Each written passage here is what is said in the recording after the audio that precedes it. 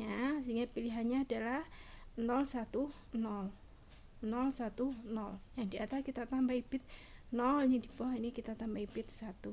Oke, mundur lagi ke belakang ya, mundur lagi ke belakang. Ada dua probability di sini ya, 0,6 dan 0,4. Kalau di sini kita gunakan 4 bit, maka di sini kita gunakan 5 bit ya. Kita gunakan 5 bit dan kita konsisten, yang atas 0, yang bawah 1. Nah, depannya mana? Depannya kita ngikutin yang ini ya.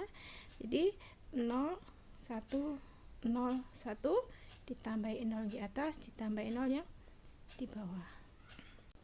Oke. Nah, dari situ maka kita akan mengkodekan ya, kita akan mengkodekan simbol-simbol dengan probabilitas tadi sesuai dengan nilainya. Jadi di sini untuk yang probabilitasnya 0,4 kita beri simbol 1. Nah, ini 1. Gitu ya. Kemudian untuk simbol A6 probabilitasnya 0,3 kita cari. 0,3 itu kita simbolkan berapa? 0,3 kita simbolkan 00. Ya, 00. Kita tidak gunakan di bawah karena di bawah ini masih berproses gitu ya.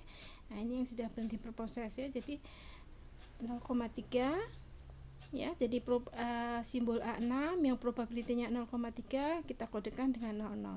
Kemudian 0,1. 0,1 kita kodekan dengan berapa? Balik ke sini kita cari 0,1 mana?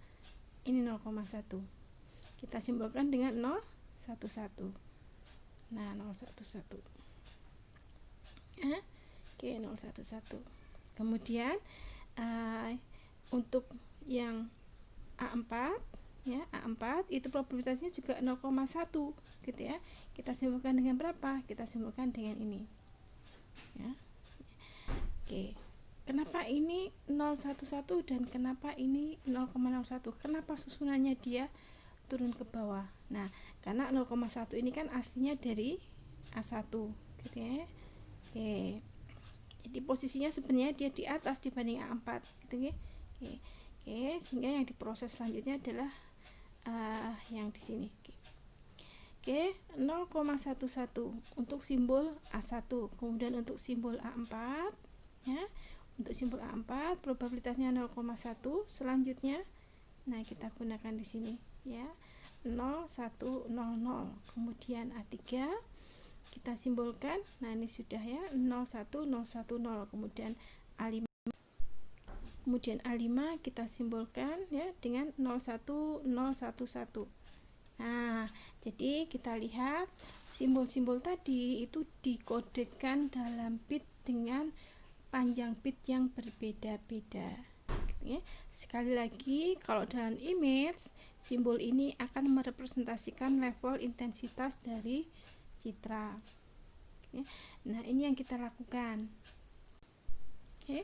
Nah, kita lihat ya, jadi panjang bit L average-nya ya, itu berapa bit per simbol ya.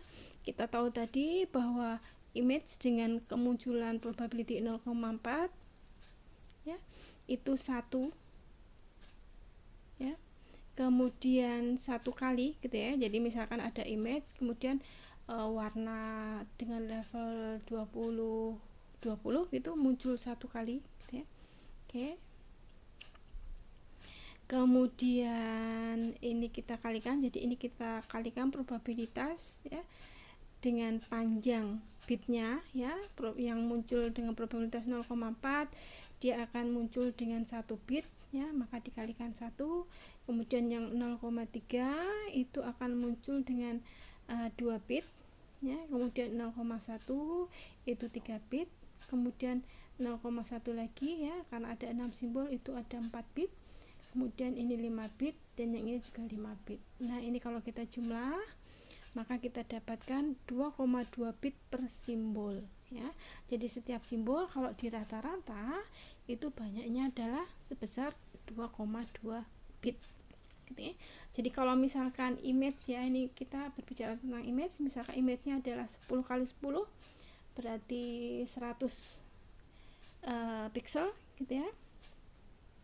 Nah, 100 pixel itu masing-masingnya ya, jadi masing-masing intensitasnya itu dikodekan dengan berbeda-beda dengan banyaknya bit per simbol sebesar 2,2 bits.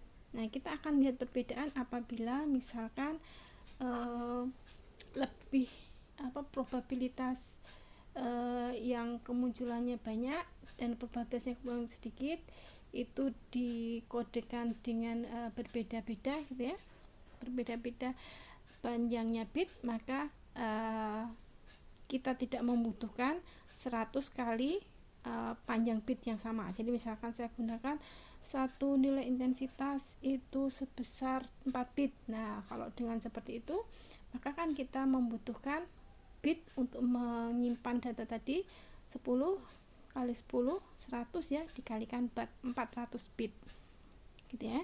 Tapi kalau kita menggunakan metode Huffman tadi, maka kita hanya 10 kali 10 dikalikan 2,2 ya, jadi hanya 22 bits untuk image yang sama. Nah, itu kan kita berarti sudah menghasilkan kompresi ya. Oke.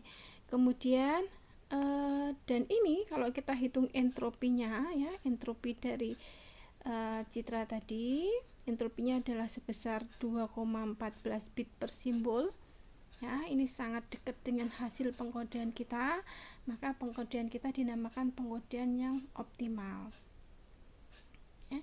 Oke, ini cara kita mengkompresi citra. Kemudian untuk mendekompresi bagaimana? Jadi misalkan data citra kita sudah kita kompresi, kemudian kita simpan dalam file atau kemudian kita transmisikan ya, kita kirimkan dan seterusnya. Nah, ketika akan dibutuhkan untuk dilihat sebagai citra lagi, kan kita harus mendekompresi ya. Data itu harus bisa dibuka kembali menjadi image yang sama seperti yang dikirimkan. Nah, dalam hal ini untuk pengkodean Huffman itu pengkodeannya dilakukan dengan cara lookup table ya. Jadi saat data itu sampai ke si penerima atau data itu tidak dibuka lagi, maka memang yang membuka data harus punya tabelnya ya, harus seperti semacam kuncinya ya, untuk mendekodekan ya, jadi angka-angka bit tadi ke dalam nilai-nilai intensitas yang sesuai ya. Nah, untuk pengkodean ini makanya ya harus ada syarat bahwa satu intensitas itu hanya dikodekan dengan satu nilai saja ya, satu pengkodean ya, tidak bisa double. Nah, ini proses dengan mengkodekannya ya. Oke.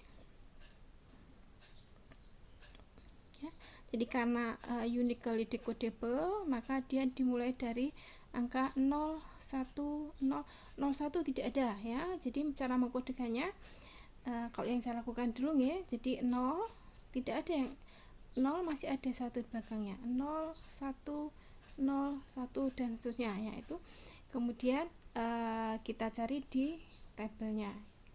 Oke.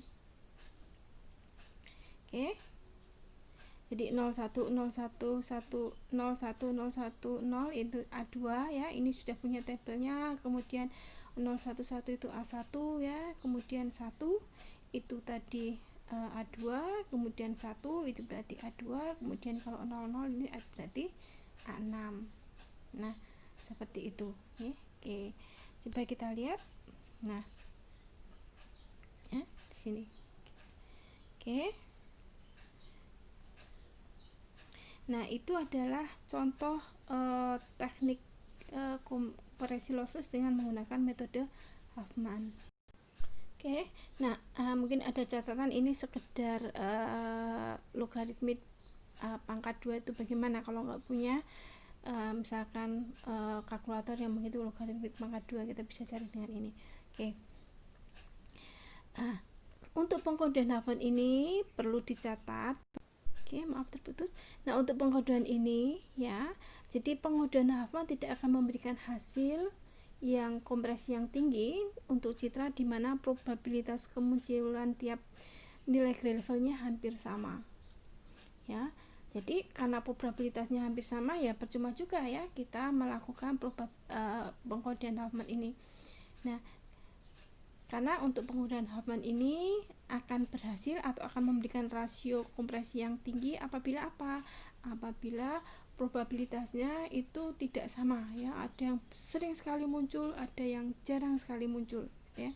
Tapi jika merata, jadi semua nilai intensitas itu muncul dengan probabilitas yang sama, maka pengkodoan ini tidak akan memberikan banyak nilai kompresi ya, rasio kompresinya tidak terlalu besar ya.